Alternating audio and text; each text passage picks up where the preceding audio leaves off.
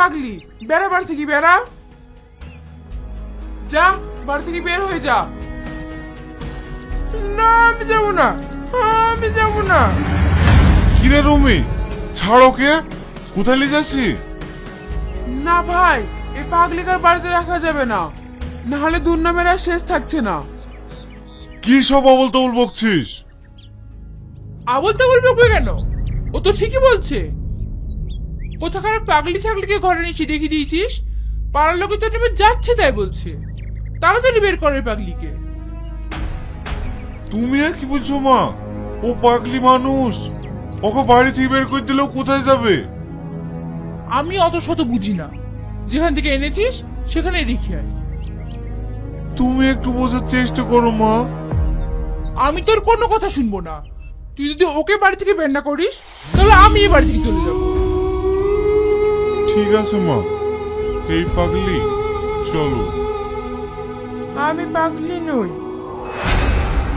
তুমি পাগলি না? তাহলে কে তুমি? তোমাদের মতোই আমি একজন সুস্থ মানুষ। সুস্থ মানুষ তো তুমি আমাদের সাথে এতদিন অভিনয় কেন করছিলে? নিজের সম্মান বাঁচাতে। মানে?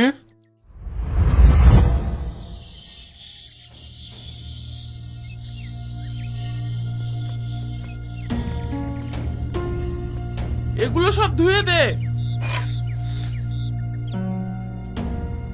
আর হ্যাঁ, একটাতেও যেন ময়লা না থাকে। ঠিক আছে মা। মা কাকে বলছি তুই? নিজের মাকে তো খেয়ে বসে আছি, আমাকে বেশি মামা করতে আসবি নি। এই বাবু আয়, খেলে স্কুল যেতে হবে।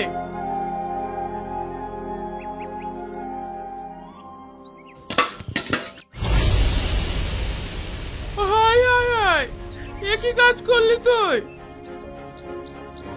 আমার 1 কোটি টাকা তোমার কাপ প্লেট সব ভেঙে ফেললি। এই মুখ পড়ি, দেখে শুনে কাজ করতে পারিস নি? আর কত লোকসান করবে আমার? সারাদিন গিলি গিলি, তাও গায়ে বল থাকে না, শুধু আমার ক্ষতি করিস। ওগো, ওকে মারছো কেন? ও কি ইচ্ছে করে ভেঙেছে নাকি? হাত ফসকে পড়ে ভেঙে গেছে তো ও কি করবে? মেয়ের গায়ে একটু হাত দিয়েছি আর অমনি ফুসকা পড়ে গেছে।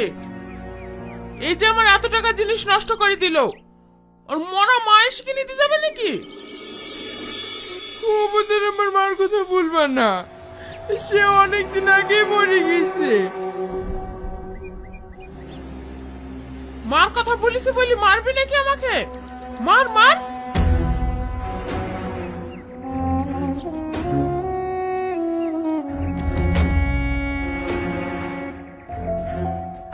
আমার মা মরে মেয়েটাকে এভাবে মারছো কেন? ওর মা মরে যাওয়ার পর আমি তোমাকে বিয়ে করে নিয়ে এসেছিলাম ওর মায়ের অভাব পূরণ করার জন্য,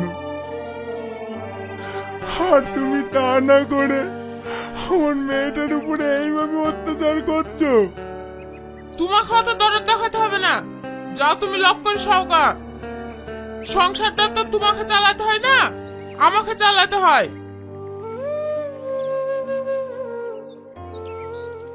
ভালো আছেন চাচি?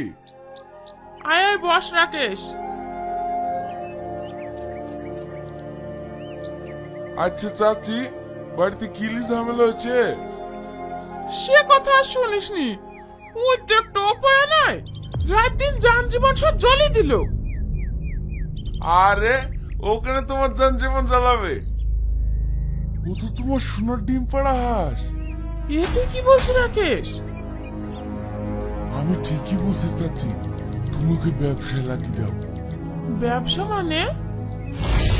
তুমি রাত্রিবেলায় ক্লাবে আসো, আমি তোমাকে সব বুঝু বলবো। না না, এভাবে বুড়িকে রাখা সম্ভব না। এভাবে থাকলে বুড়িকে ওরা শেষ করে দিতে পারে। আমি আজকেই শাহিনীর কাছে যাবো।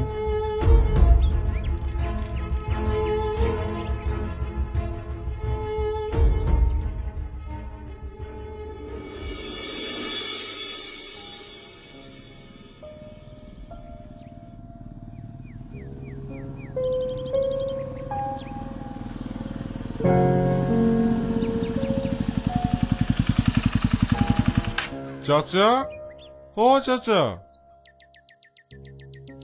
এইখানে এভাবে বসি কেন? আমি তোমার বাড়িতেই যাচ্ছিলাম বাপ, শরীরটা খুব খারাপ করছিল তো, তাই এখানে বসে একটু হাঁপ লিছি। হো, চলেন বাড়ির দিকে চলেন।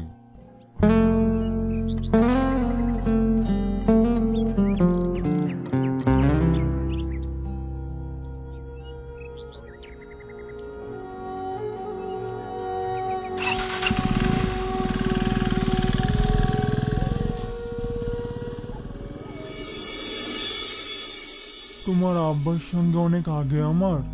হ্যাঁ আমি জানি চাচা, আব্বুর মৃত্যুর সময় আমাকে সব বলে গেছে। আমি সালমাকে বিয়ে করব, আপনি কোনো চিন্তা করেন না চাচা। তুমি আমাকে বাঁচালে বাপ, কালকে তাহলে তুমি সালমাকে দেখতে এসো। না চাচা, সে ছোটবেলায় সালমাকে দেখেছিলাম, এরপরে দেখলে ওকে বউ হিসাবে দেখব।